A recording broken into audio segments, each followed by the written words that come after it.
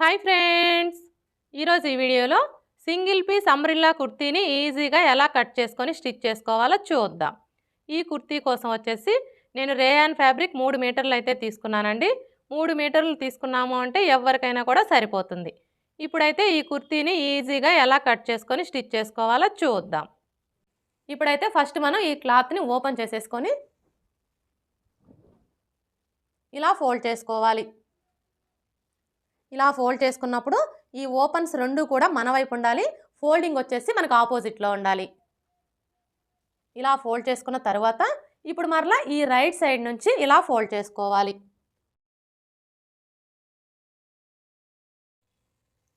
అర్థమైంది కదా? ఈ విధంగా ట్రయాంగిల్ షేప్లో ఫోల్డ్ చేసుకోవాలి. ఇలా ఫోల్డ్ చేసుకున్నప్పుడు ఈ ఫోల్డింగ్ వచ్చేసి మన వైపు ఉండాలి. ఈ ఓపెన్స్ 4 కూడా మనకు ఆపోజిట్లో ఉండాలి. ఇలా ఫోల్డ్ చేసుకున్న తర్వాత ఇక్కడైతే నేను ఆది డ్రెస్లో నుంచి మెజర్మెంట్స్ తీసుకున్నానండి. ఇప్పుడు ఈ మెజర్మెంట్స్ని బేస్ చేసుకొని ఎలా కట్ చేసుకోవాలో చూద్దాం. ముందుగా నెక్ షోల్డర్ని మార్క్ చేసుకోవాలి. చూడండి, నెక్ షోల్డర్ వచ్చేసి 6.5 ఇంచులు. ఇప్పుడు మనకి ఈ 6.5 ఇంచులు ఎక్కడైతే సరిపోతుందో అక్కడ మార్క్ చేసుకోవాలి. చూసారా, ఇక్కడ నుంచి టేప్ని ఈ విధంగా పెట్టేసుకొని కరెక్ట్గా 6.5 ఇంచులకి మార్క్ చేసుకోవాలి. ఇలా మార్క్ చేసుకొని ఇక్కడ ఒక లైన్ డ్రా చేసుకోవాలి. ఒకవేళ మీకు నెక్ షోల్డర్ వచ్చేసి 5 ఇంచులే ఉందనుకోండి, అలాంటప్పుడు ఇక్కడ మీకు 5 ఇంచులు ఎక్కడైతే సరిపోతుందో అక్కడ లైన్ అనేది డ్రా చేసుకోవాలి. ఇలా డ్రా చేసుకున్న తర్వాత ఇక్కడ చూడండి, మనం నెక్ షోల్డర్ కలిపి 6.5 ఇంచులు తీసుకున్నాం కదా. ఇప్పుడు ఇదే 6.5 ఇంచుల్ని ఇక్కడ కూడా మార్క్ చేసుకోవాలి, స్ట్రైట్గా లైన్ డ్రా చేసుకోవడం కోసం. ఇలా మార్క్ చేసుకున్న తర్వాత ఇప్పుడు ఈ రెండు మార్కింగ్ని కలుపుతూ స్ట్రైట్గా ఒక లైన్ డ్రా చేసుకోవాలి. ఇలా డ్రా చేసుకున్న తర్వాత ఇప్పుడు చంక డౌన్ని మార్క్ చేసుకోవాలి. ఈ చంక డౌన్ని మార్క్ చేసుకునేటప్పుడు ఇక్కడ మనం నెక్ షోల్డర్ కలిపి ఎంతైతే తీసుకున్నామో అంతే మార్క్ చేసుకుంటే సరిపోతుంది. ఇక్కడైతే చూడండి, మనం నెక్ షోల్డర్ ఎంత తీసుకున్నామో 6.5 ఇంచులు. ఇప్పుడు ఇదే 6.5 ఇంచుల్ని ఇక్కడ నుంచి ఇలా మార్క్ చేసుకోవాలి. ఇలా మార్క్ చేసుకొని స్ట్రైట్గా ఒక లైన్ డ్రా చేసుకోవాలి.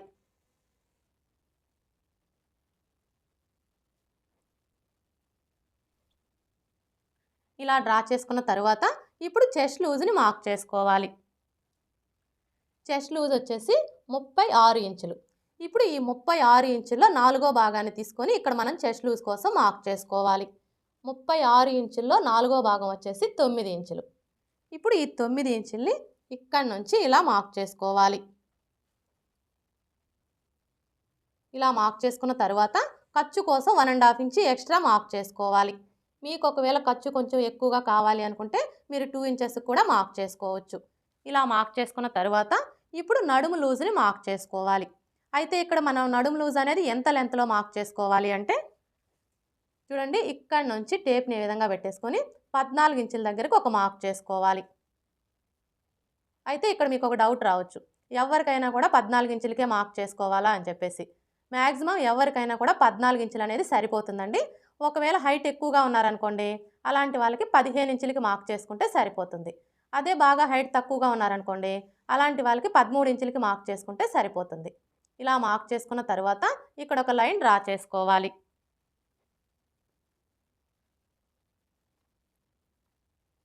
ఇలా డ్రా చేసుకున్న తర్వాత ఇప్పుడు నడుము లూజ్ని మార్క్ చేసుకోవాలి. నడుము లూజ్ వచ్చేసి 32 ఇంచులు.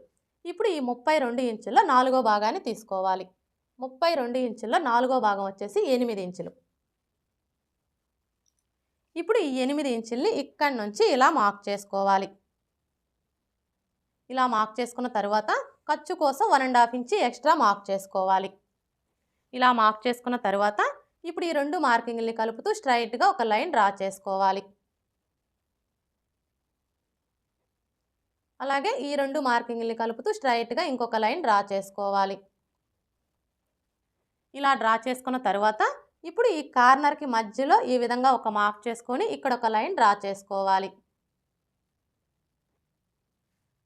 ఇలా డ్రా చేసుకున్న తర్వాత ఇప్పుడు చంక రౌండ్ని డ్రా చేసుకోవడం కోసం ఈ కార్నర్ దగ్గర నుంచి చిన్న సైజ్ అయితే 1.5 ఇంచులకి మార్క్ చేసుకోవాలి.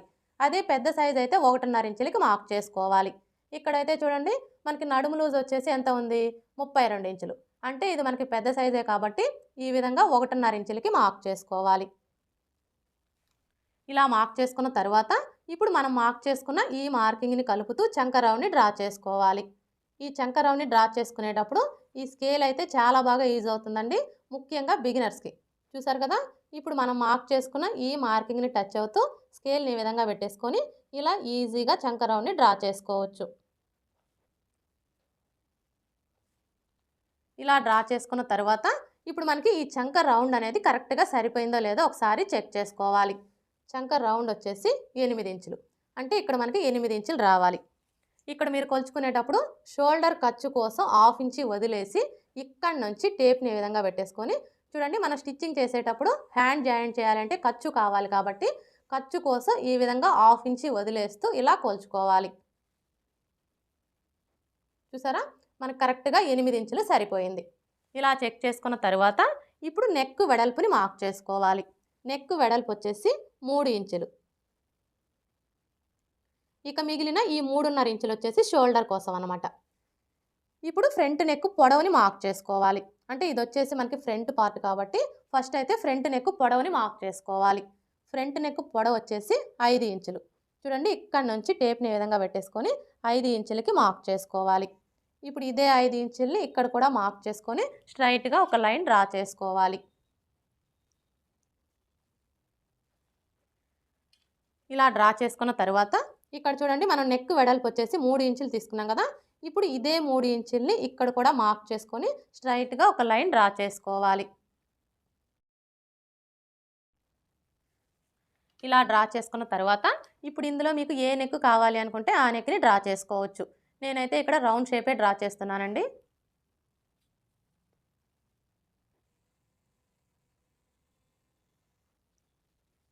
ఇలా డ్రా చేసుకున్న తర్వాత ఇప్పుడు మనకి ఇది వచ్చేసి ఫ్రంట్ నెక్ కదా, ఇప్పుడు ఇందులోనే మనం బ్యాక్ నెక్ను కూడా డ్రా చేసుకోవాలి.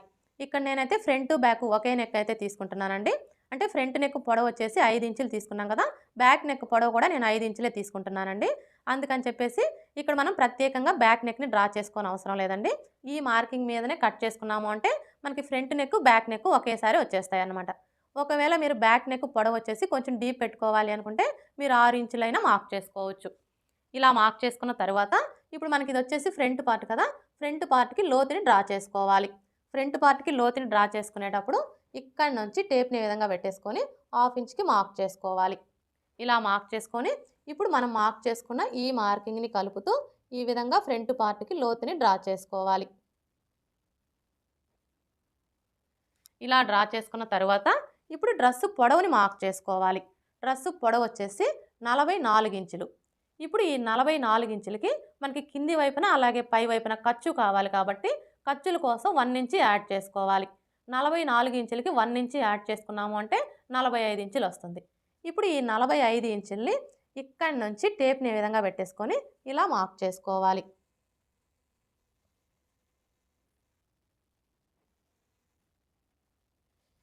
ఇలా మార్క్ చేసుకున్న తర్వాత ఇప్పుడు ఇదే 45 ఇంచుల్ని టేప్ని ఇలా జరుపుకుంటూ రౌండ్ షేప్ వచ్చేలాగా మార్క్ చేసుకోవాలి. అర్థమైంది కదా, మనకి డ్రెస్సు పొడవు వచ్చేసి ఖర్చులతో కలిపి 45 ఇంచులు. ఇప్పుడు మనం ఈ 45 ఇంచుల్ని టేప్ని జరుపుకుంటూ ఈ విధంగా చుట్టూ కూడా రౌండ్ షేప్ వచ్చేలాగా మార్క్ చేసుకోవాలి. ఇలా మార్క్ చేసుకున్న తర్వాత ఇక్కడ చూడండి, మనం నడుము లూజ్ కోసం మార్క్ చేసుకున్నాం కదా, ఇప్పుడు ఇక్కడ నుంచి టేప్ని ఈ విధంగా పెట్టేసుకొని చివరి వరకు స్ట్రైట్గా ఒక లైన్ డ్రా చేసుకోవాలి.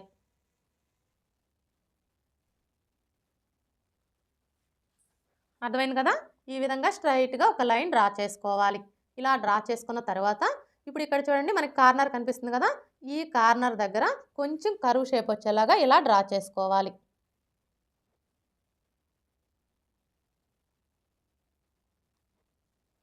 ఇలా డ్రా చేసుకున్న తర్వాత ఇప్పుడు మనం డ్రా చేసుకున్న విధంగా కట్ చేసుకోవాలి. చూసారు కదా, ఈ విధంగా కట్ చేసుకున్న తర్వాత ఇక్కడైతే చూడండి, ఇవి వచ్చేసి మనకి మొత్తం 4 లేయర్స్ కదా, ఇక్కడైతే మనకి 2 లేయర్స్కి జాయింట్లు పడతాయండి. ఇప్పుడు ఈ జాయింట్లు ఎలా కట్ చేసుకోవాలో చూద్దాం. ఫస్ట్ అయితే మనకి ఏ లేయర్స్కి అయితే జాయింట్లు పడతాయో ఇక్కడ 1/2 ఇంచ్ మార్జిన్తో ఒక లైన్ డ్రా చేసుకోవాలి. అంటే మనం ఈ జాయింట్లు వేసుకోవాలి అంటే ఖర్చు కావాలి కాబట్టి ఈ విధంగా 1/2 ఇంచ్ మార్జిన్తో లైన్ అనేది డ్రా చేసుకోవాలి.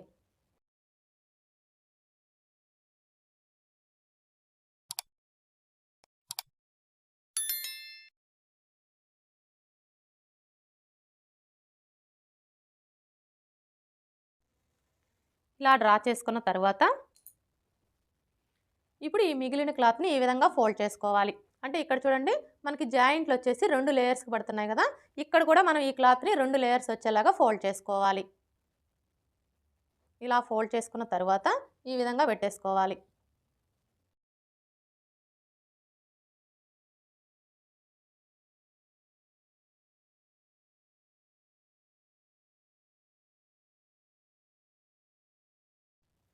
చూసారు కదా, మనం క్లాత్ని ఈ విధంగా పెట్టేసుకున్నప్పుడు ఇక్కడ చూడండి మనం ఖర్చు కోసం 1/2 ఇంచ్ మార్జిన్తో లైన్ అనేది డ్రా చేసుకున్నాం కదా, ఈ మార్కింగ్కి స్ట్రైట్గా ఉండేలాగా ఈ విధంగా పెట్టేసుకొని చుట్టూ కూడా 1 ఇంచ్ ఎక్స్ట్రా ఉండేలాగా కట్ చేసుకోవాలి.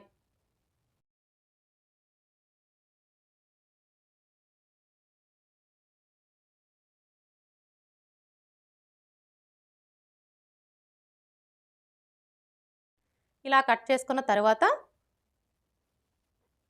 ఇప్పుడు ఈ పీసుల్ని ఎటువైపున పీస్ని అటువైపున పెట్టేసుకోవాలి. చూడండి ఫస్ట్ అయితే ఒక పీస్ని తీసుకొని ఈ విధంగా పెట్టేసుకొని పిన్స్ పెట్టేసుకోవాలి.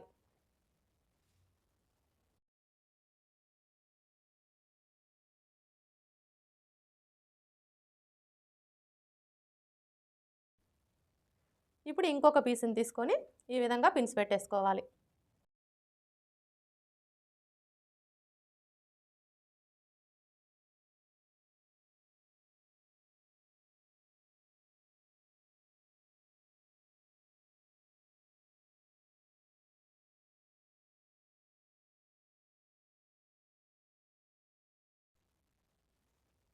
చూసారా, ఈ విధంగా పిన్స్ పెట్టేసుకున్నాము అంటే మనం జాయింట్లు వేసుకునేటప్పుడు కన్ఫ్యూజ్ లేకుండా ఉంటుంది. ఇప్పుడు ఇక్కడ చూడండి మనం నెక్ కోసం డ్రా చేసుకున్నాం కదా, ఇప్పుడు ఈ మార్కింగ్ మీదనే కట్ చేసుకోవాలి. ఇలా కట్ చేసుకున్న తర్వాత ఈ పీస్ని పడేయొద్దండి, ఎందుకంటే ఇప్పుడు మనం ఈ పీస్ని బేస్ చేసుకొని మెడపట్టీని కట్ చేసుకోవాలి. ఇలా కట్ చేసుకున్న తర్వాత ఇప్పుడు ఈ చెస్ట్ లూజ్ మార్కింగ్ దగ్గర, నడుము లూజ్ మార్కింగ్ దగ్గర ఒక టక్స్ పెట్టుకోవాలి.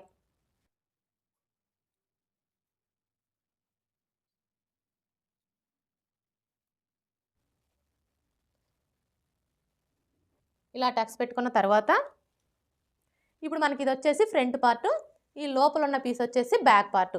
ఇప్పుడు ఫ్రంట్ పార్ట్కి వచ్చేసి ఇక్కడ మనం లోతుని డ్రా చేసుకున్నాం కదా, ఇప్పుడు ఈ మార్కింగ్ మీదనే కట్ చేసుకోవాలి.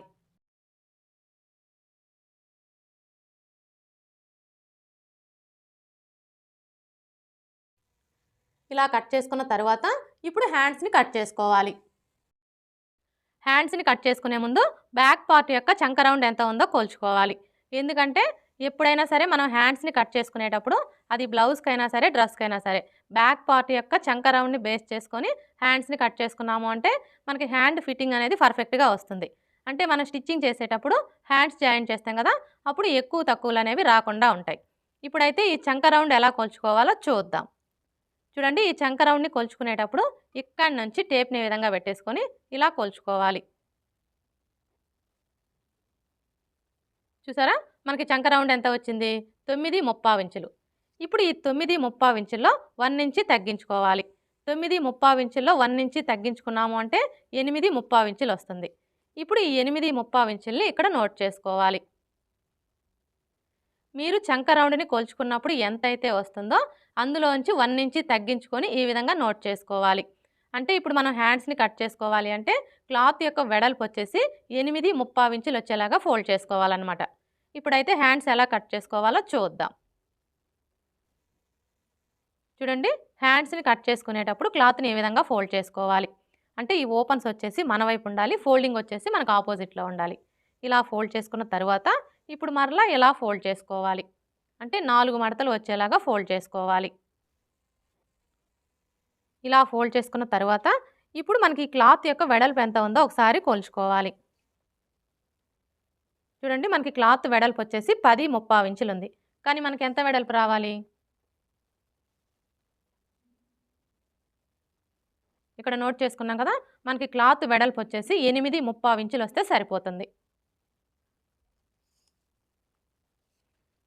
చూడండి ఈ ఫోల్డింగ్ దగ్గర నుంచి టేప్ని ఈ విధంగా పెట్టేసుకొని కరెక్ట్గా 8.35 ఇంచులకి మార్క్ చేసుకోవాలి. ఇప్పుడు ఇదే 8.35 ఇంచుల్ని ఇక్కడ కూడా మార్క్ చేసుకోవాలి. ఇలా మార్క్ చేసుకొని స్ట్రైట్గా ఒక లైన్ డ్రా చేసుకోవాలి.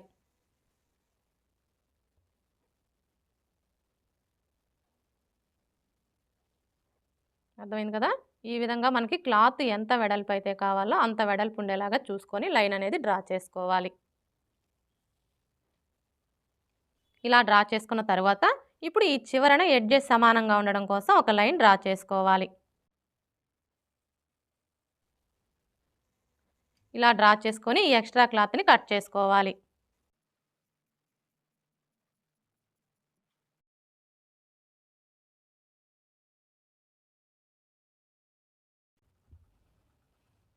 ఇలా కట్ చేసుకున్న తర్వాత ఇప్పుడు హ్యాండ్ పొడవుని మార్క్ చేసుకోవాలి.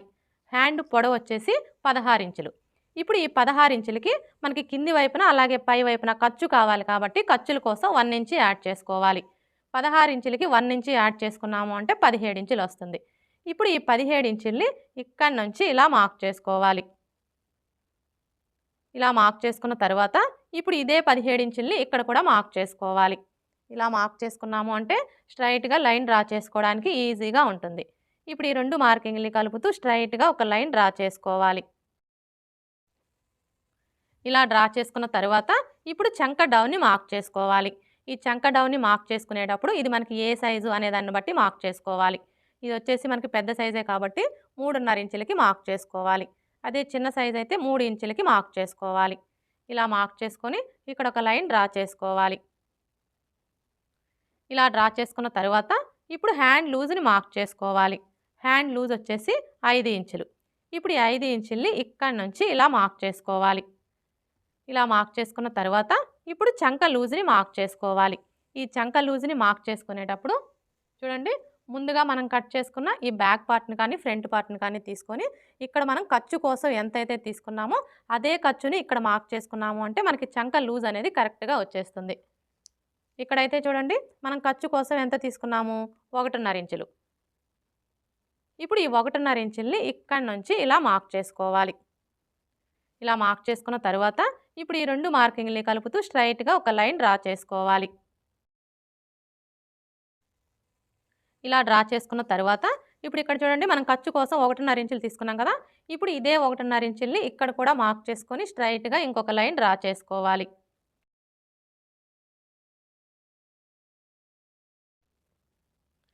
ఇలా డ్రా చేసుకున్న తర్వాత ఇప్పుడు హ్యాండ్ షేప్‌ని డ్రా చేసుకోవాలి.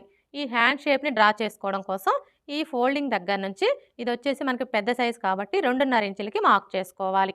ఇలా మార్క్ చేసుకొని ఇప్పుడు ఇక్కడి నుంచి ఈ మార్కింగ్ దగ్గరికి ఈ విధంగా ఒక లైన్ డ్రా చేసుకోవాలి.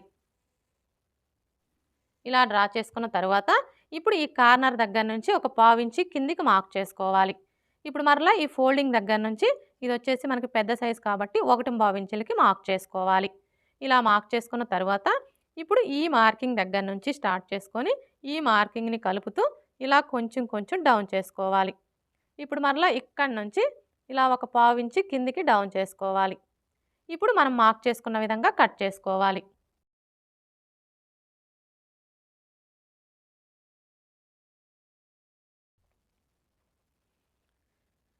ఇలా కట్ చేసుకున్న తర్వాత ఇక్కడ ఒక టక్స్ పెట్టుకోవాలి. అలాగే ఇక్కడ కూడా ఒక టక్స్ పెట్టుకోవాలి. ఇప్పుడు మనకి వచ్చేసి 4 మడతలు కదా! ఇలా ఓపెన్ చేసేసుకొని 2 మడతలకి లోతు తీసుకోవాలి.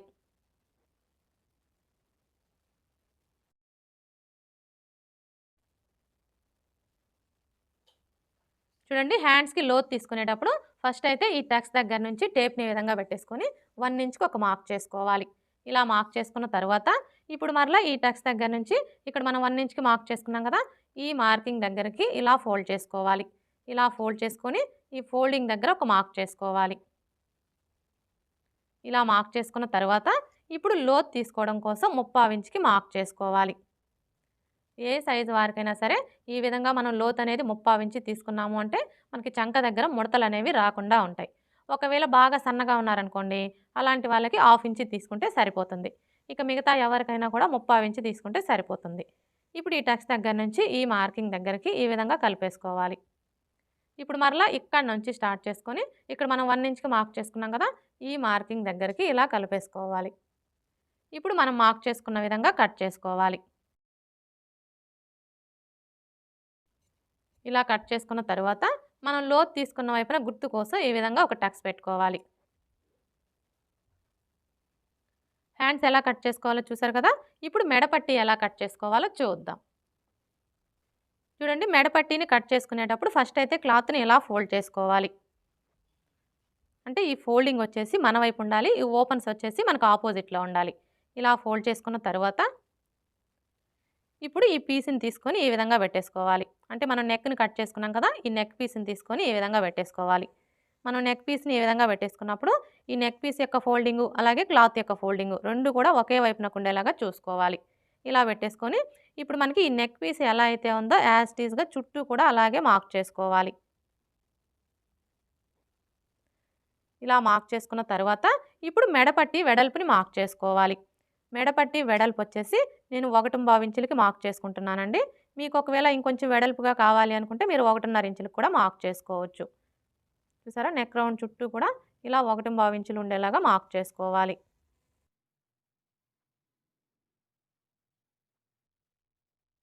ఇలా మార్క్ చేసుకున్న తర్వాత ఇప్పుడు మనం మార్క్ చేసుకున్న ఈ మార్కింగ్స్ మీదనే కట్ చేసుకోవాలి.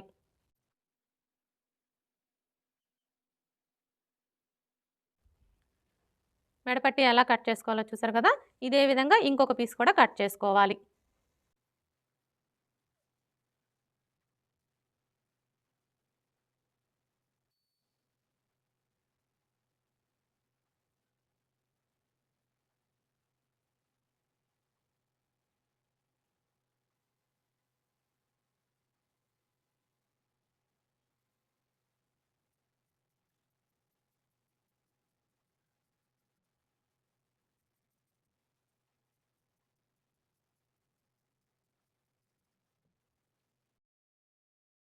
మెడపట్టీని కట్ చేసుకున్నాం కదా!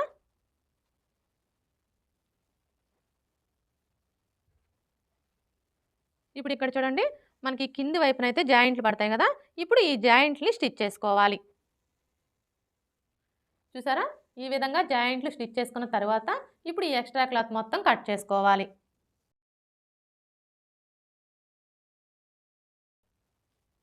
ఇదే విధంగా రెండో పార్ట్‌కి కూడా జాయింట్లు స్టిచ్ చేసుకొని ఎక్స్‌ట్రా క్లాత్ మొత్తం కట్ చేసుకోవాలి.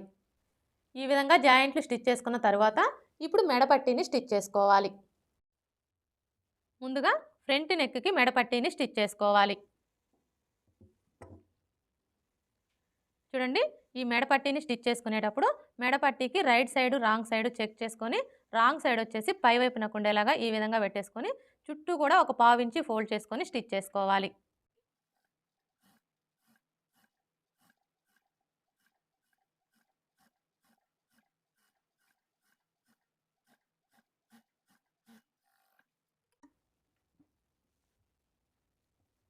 ఇలా స్టిచ్ చేసుకున్న తర్వాత ఇప్పుడు ఈ డ్రెస్‌ని ఈ విధంగా పెట్టేసుకోవాలి.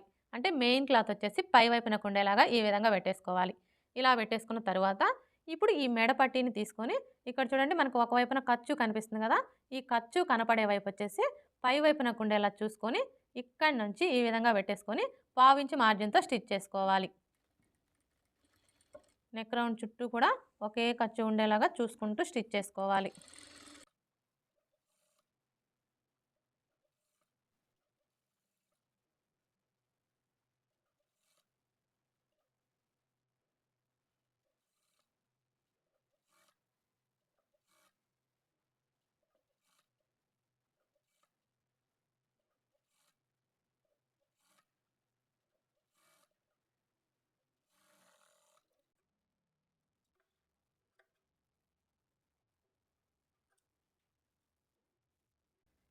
ఇలా స్టిచ్ చేసుకున్న తర్వాత ఇప్పుడు నెక్ రౌండ్ చుట్టూ కూడా ఇలా దగ్గరగా కట్స్ పెట్టుకోవాలి. మీరు ఇలా కట్స్ పెట్టుకునేటప్పుడు ఇప్పుడు మనం వేసుకున్న ఈ స్టిచ్ అనేది కట్ అవ్వకుండా జాగ్రత్తగా కట్స్ పెట్టుకోవాలి. ఇలా కట్స్ పెట్టుకుంటేనే మనకి నెక్ షేప్ అనేది పర్ఫెక్ట్‌గా వస్తుంది.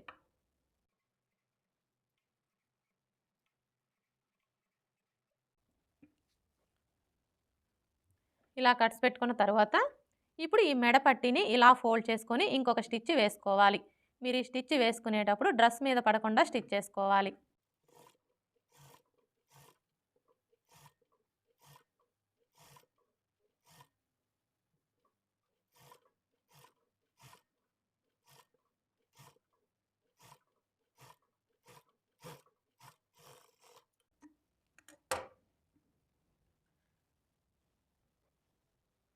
ఇలా స్టిచ్ చేసుకున్న తర్వాత ఇప్పుడు మరలా ఈ ఖర్చు కనిపించకుండా ఇలా ఫోల్డ్ చేసుకొని ఈ చివరన ఒక స్టిచ్ వేసుకోవాలి.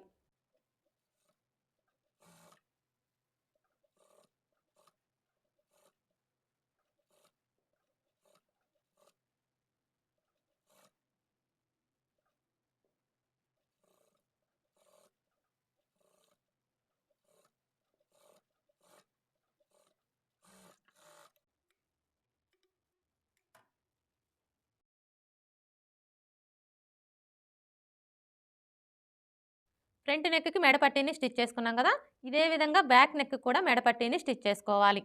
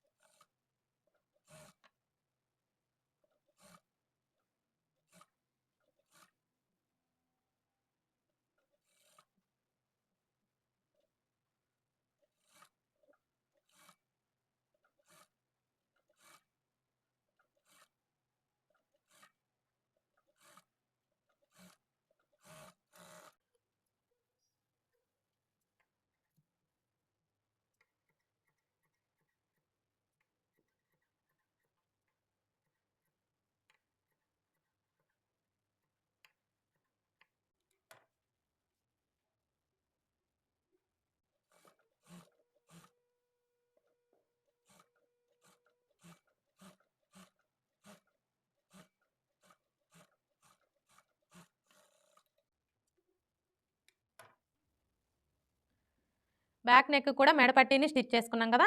ఇలా స్టిచ్ చేసుకున్న తరువాత ఇప్పుడు షోల్డర్స్‌ని జాయింట్ చేసుకోవాలి. ఈ షోల్డర్స్‌ని జాయింట్ చేసుకునేటప్పుడు ఫస్ట్ అయితే బ్యాక్ పార్ట్‌ని ఈ విధంగా పెట్టేసుకోవాలి. అంటే రైట్ సైడ్ వచ్చేసి పై వైపునకు ఉండేలాగా పెట్టేసుకోవాలి. ఇలా పెట్టేసుకున్న తరువాత ఇప్పుడు ఫ్రంట్ పార్ట్‌ని తీసుకొని రాంగ్ సైడ్ వచ్చేసి పై వైపునకు ఉండేలాగా ఈ విధంగా పెట్టేసుకోవాలి. ఇలా పెట్టేసుకొని ఇక్కడ చూడండి మనకి మెడపట్టీ కనిపిస్తుంది కదా! ఇప్పుడు ఈ మెడపట్టీ దగ్గర నుంచి ఫ్రంట్ పార్ట్‌ని ఈ విధంగా పెట్టేసుకోవాలి. ఇలా పెట్టేసుకొని ఇక్కడి నుంచి స్టార్ట్ చేసుకొని హాఫ్ ఇంచ్ మార్జిన్‌తో స్టిచ్ చేసుకోవాలి.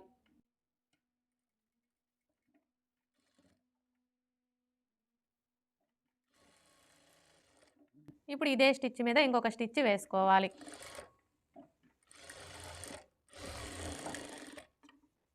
ఇదే విధంగా రెండవ షోల్డర్‌ని కూడా జాయింట్ చేసుకోవాలి.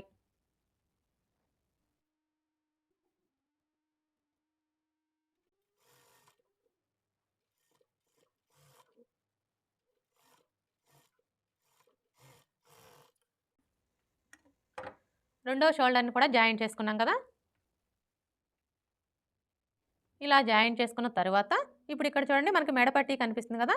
ఇప్పుడు ఈ మెడపట్టీని ఇలా ఫోల్డ్ చేసుకోవాలి. ఇలా ఫోల్డ్ చేసుకొని ఈ చివరన ఒక స్టిచ్ వేసుకోవాలి.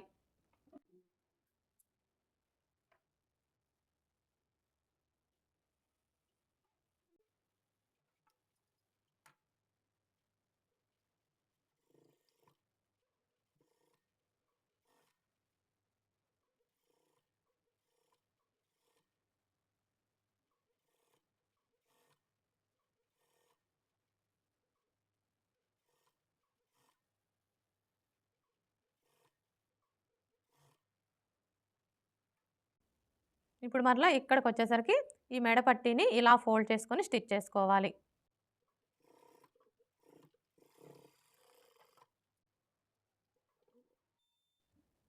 చూసారా? షోల్డర్స్‌ని ఈ విధంగా జాయింట్ చేసుకున్నాము అంటే మనకి ఈ నెక్ వైపున ఖర్చు అనేది బయటికి కనిపించకుండా ఫినిషింగ్ అయితే నీట్‌గా ఉంటుంది. ఇలా జాయింట్ చేసుకున్న తరువాత ఇప్పుడు హ్యాండ్స్‌ని స్టిచ్ చేసుకోవాలి.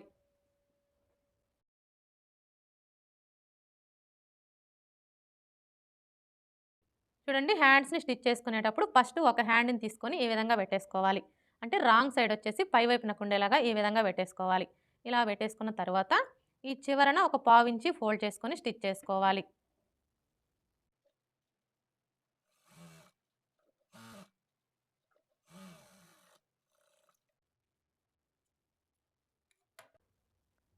ఇప్పుడు మరలా పావించి ఫోల్డ్ చేసుకొని స్టిచ్ చేసుకోవాలి.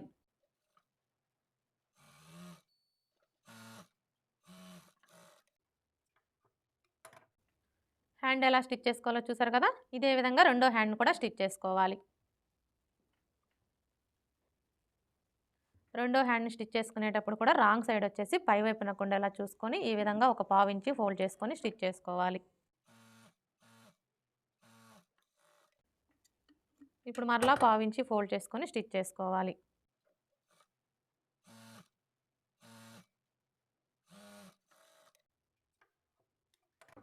హ్యాండ్స్ని స్టిచ్ చేసుకున్నాం కదా. ఇప్పుడు ఈ హ్యాండ్స్ ఎలా జాయింట్ చేసుకోవాలో చూద్దాం.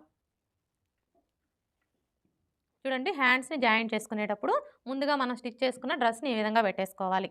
అంటే రైట్ సైడ్ వచ్చేసి పై వైపున ఉండేలాగా ఈ విధంగా పెట్టేసుకోవాలి. ఇలా పెట్టేసుకున్న తర్వాత ఇప్పుడు మనకి ఇది వచ్చేసి ఫ్రంట్ పార్టు, ఇది వచ్చేసి బ్యాక్ పార్టు. ఇప్పుడు ఫస్ట్ అయితే ఒక హ్యాండ్ని తీసుకొని ఈ విధంగా పెట్టేసుకోవాలి.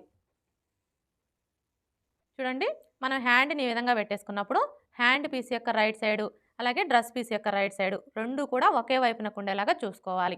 అలాగే ఇక్కడ చూడండి, మనం హ్యాండ్స్ని కట్ చేసుకునేటప్పుడు హ్యాండ్కి ఒక వైపున లోతు తీసుకుంటాం కదా. ఈ లోతు తీసుకున్న వైపు వచ్చేసి ఫ్రంట్ పార్ట్ వైపున ఉండేలాగా చూసుకోవాలి. ఇలా పెట్టేసుకున్న తర్వాత ఇప్పుడు ఈ హ్యాండ్ని ఇలా ఫోల్డ్ చేసుకోవాలి. ఇలా ఫోల్డ్ చేసుకొని ఇక్కడ చూడండి మనకి షోల్డర్ జాయింట్ కనిపిస్తుంది కదా. కరెక్ట్గా ఈ జాయింట్ దగ్గర హ్యాండ్ టక్స్ వచ్చేలాగా ఈ విధంగా పెట్టేసుకోవాలి. ఇలా పెట్టేసుకొని ఇక్కడ నుంచి స్టార్ట్ చేసుకొని 1/2 ఇంచ్ మార్జిన్తో స్టిచ్ చేసుకోవాలి.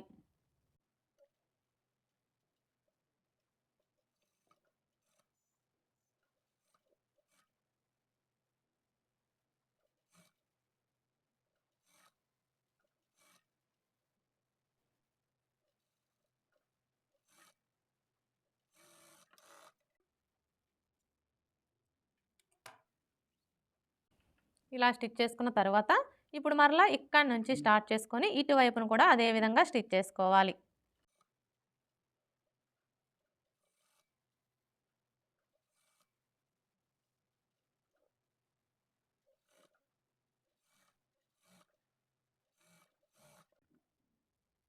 ఇలా స్టిచ్ చేసుకున్న తర్వాత ఇప్పుడు ఇదే స్టిచ్ మీద ఇంకొక స్టిచ్ వేసుకోవాలి.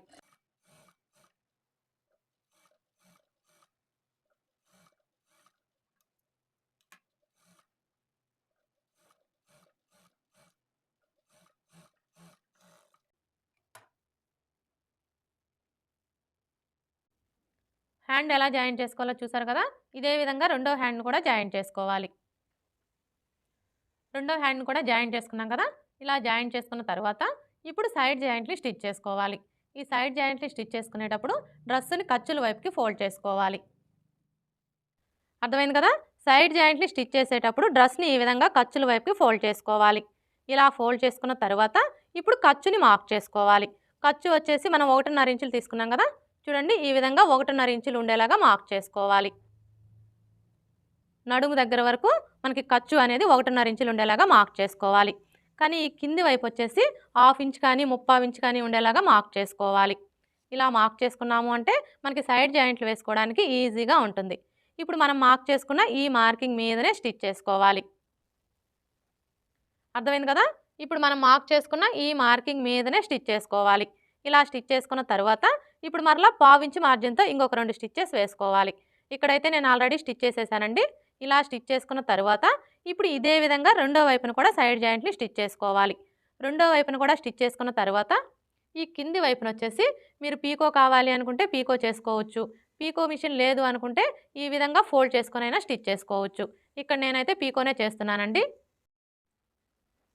ఓకే ఫ్రెండ్స్, చూసారు కదా సింగిల్ పీస్ అంబ్రిల్లా కుర్తీని ఈజీగా ఎలా కట్ చేసుకొని స్టిచ్ చేసుకోవాలో.